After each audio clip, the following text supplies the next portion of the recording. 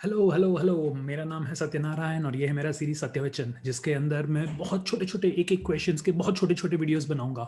लेकिन the main purpose is I will not be solving this videos using the basic formulaic method but show you how to go by fundamentals. मेरे जितने भी students हैं, चाहे मेरे live classes के students हों, online classes के स्टूडेंट्स हों या कोरा पे हों, ये एक चीज हमेशा मुझसे पूछते हैं कि सर आप बार बार कहते हो कि फंडामेंटल्स पे जाओ, फंडामेंटल्स पे जाओ, लेकिन हम फंडामेंटल्स किस चीज को माने, फंडामेंटल्स क्या होते हैं, कोई भी सम को फंडामेंटली कैसे सॉल्व किया जाता है। तो इन सारे वीडियोस के अंदर मैं कोशिश करूंगा कि जो क्वेश्चन होगा उसको बिना किसी बड़े फॉर्मूले के एकदम बेसिक फंडे से कैसे सॉल्व किया जाए। तो आज I am going to take a basic question of compound interest. ये क्वेश्चन मैंने अपने स्टूडेंट्स को डाला था, कईयों ने पूछा कि सर इस क्वेश्चन को किस तरह से सॉल्व किया जाए। तो पहले आपको बताऊंगा कि इसके फंडे क्या होते हैं, फॉर्मूला क्या होता है, लेकिन बिना फॉर्मूले के भी जस्ट बेसिक्स को एक्सप्लेन करके हम इसको कैसे सॉल्व कर सकते हैं। तो सवाल बड़ा आसान है। सवाल का बेसिक फंडा ये है कि calculate the compound interest earned on rupees 800 at 5% compound interest over a period of 2.5 years. Question is of compound interest. So जैसे ही हमको कंपाउंड इंटरेस्ट का कोई भी क्वेश्चन आता है, सबसे पहले क्या करेंगे, सबसे पहले हम लेंगे हम सारा डेटा जो हमको दिया गया है। मेरे पापा जब मुझे मैथ स्कूल में पढ़ाते थे तो कहते थे कि बेटा कोई भी मैथ्स का प्रॉब्लम आए, सबसे पहले डेटा गिवन हमेशा लिस्ट बना लो, क्या क्या डेटा है आपके पास। तो हमारे पास क्या क्या डेटा है, हम अर्नड ऑन रुपीज 800 यानी कि बेसिक प्रिंसिपल अमाउंट है रुपीज 800, रेट ऑफ इंटरेस्ट दिया गया है 5% और हम याद रखेंगे कि ये कंपाउंडेड है। एंड जो टाइम पीरियड है, नंबर ऑफ ईयर्स या टाइम पीरियड, इसको हम लेंगे 2.5 ईयर्स। और कैलकुलेट क्या करना है, हमको कैलकुलेट करना है कंपाउंड इंटरेस्ट, जिसको सिर्फ आई के नोटेशन से भी लिखा जा सकता है।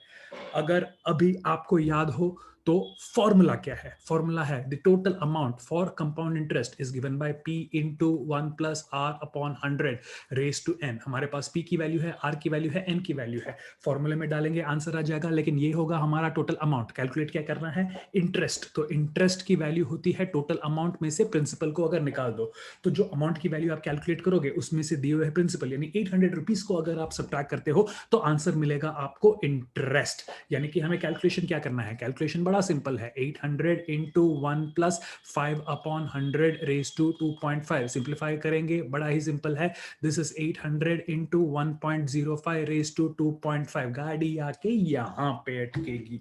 किसी भी नंबर का कोई इंटीग्रल पावर हो, raise to power 2, raise to power 3, चलो कैलकुलेट करके मल्टीप्लाई करके आंसर लेके आएंगे। लेकिन रेस टू पावर जब पॉइंट में हो, डेसिबल पॉइंट में हो, तो 2.5 पावर क्या होता है, या तो कैलकुलेटर की जरूरत पड़ेगी या मोर इंपॉर्टेंटली लॉग टेबल से इसको कैलकुलेट करना पड़ेगा। सर इतना टाइम नहीं है, एग्जाम्पल बड़ा डिफिकल्ट है, एग्जाम्पल को छोड़ देना पड़ेगा, हम ये सॉल्व नहीं कर पाएंगे, ये एग्जाम्पल बिल्कुल नहीं हो सकता मेरे प्यारे मित्र।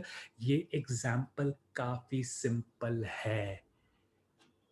अगर आप फंडामेंटल्स पे ध्यान दो तो इस क्वेश्चन को हम ओरली सॉल्व कर सकते हैं। तो इस क्वेश्चन को ओरली कैसे सॉल्व किया जाएगा, इसके लिए जरूरी है जानना, वन, कंपाउंड इंटरेस्ट का मतलब क्या है, and second, quick oral percentage calculations किस तरह से किया जाता है।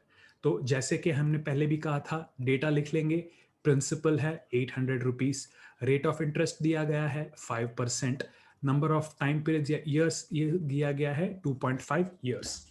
कंपाउंड इंटरेस्ट का फंडामेंटल क्या होता है, एक साल तक अब जो बेसिक अमाउंट है उस पर रेट ऑफ इंटरेस्ट लगा के प्रिंसिपल आप इंटरेस्ट कमा लो। यानी कि 800 रुपीज है, 800 रुपीज का 5% आपको इंटरेस्ट पहले साल लगेगा।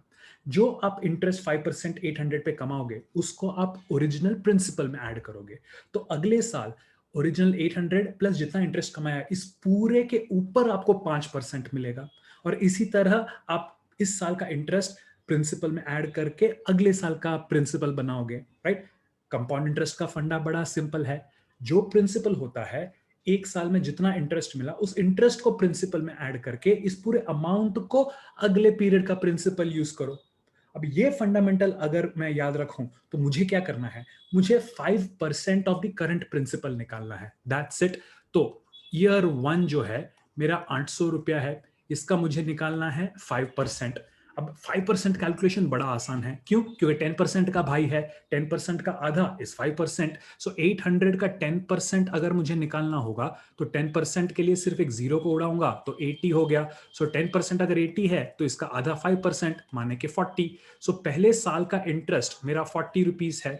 तो अगले साल में 800 रुपया के ऊपर 40 रुपीज ऐड करके प्रिंसिपल मेरा बन गया 840 रुपए, राइट। अगले साल के कैलकुलेशन के लिए मेरा प्रिंसिपल बन गया 840 रुपए।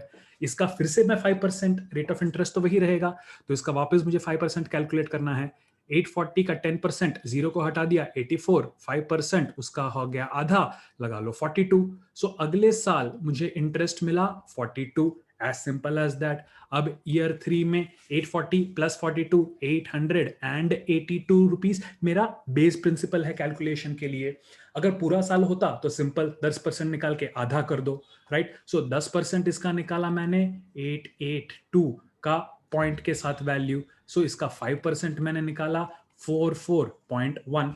लेकिन ये अगर पूरा साल होता तो 44.1 रुपीज होता, लेकिन क्या है, ये सिर्फ आधा साल है, बिकॉज टोटल 2.5 साल 2.5 ईयर्स के लिए मुझे कैलकुलेशन करना है। मैंने पूरे एक साल का कैलकुलेशन थर्ड फिगर में किया, मुझे सिर्फ आधा चाहिए। तो एक साल में 44.1 है तो आधे साल में उसका आधा इंटरेस्ट मिलेगा। सो 44.1 की जगह मुझे मिलेगा 22.05। सो तीसरे साल, क्योंकि ये सिर्फ आधा साल है, तो इस पे मैं कमाऊंगा 22.05 रुपीज इंटरेस्ट। तीनों को ऐड कर दो, 0 एंड 5, 2 प्लस 2 4, 4 प्लस 4 8 प्लस 2 10, 104.05। सो 2.5 साल तक कंपाउंड इंटरेस्ट अगर मुझे 800 रुपए पे 5% इंटरेस्ट के हिसाब से कैलकुलेट करना है, मेरा आंसर है 104.05। मेरी मानो 30 सेकंड के अंदर आंसर आ जाएगा। कैलकुलेशन करने में से वैल्यूज लिखने में पेन का इस्तेमाल करेंगे, बाकी 5% का कैलकुलेशन इज 10%, 10% का आधा, दैट्स इट। बोलो, was this easy? Yes. Compound interest, you may not necessarily use the complete formula. You can do it yearly calculation and use the fundamentals like this to get the answer. अगर fundamentals पे ध्यान दिया compound interest and percentage calculation का, तो ये दिखने में जो टफ है, बड़ा easy problem निकल जाता है। So I hope you understood one basic funda of compound interest and how to go about solving these problems, right? Wish you all the best. Keep following this series for more such examples.